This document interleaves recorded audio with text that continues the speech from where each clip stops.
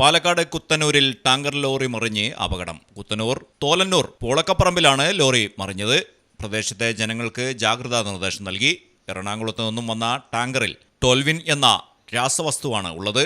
നേരിയ ചോർച്ച അനുഭവപ്പെട്ടതോടെ പുറത്തിറങ്ങരുതെന്ന് നിർദ്ദേശം നൽകിയിട്ടുണ്ട്. 1/2 കിലോമീറ്റർ ചുറ്റളവിൽ ഉള്ളവർക്കാണ് മുന്നറിയിപ്പ് നൽകിയിരിക്കുന്നത്.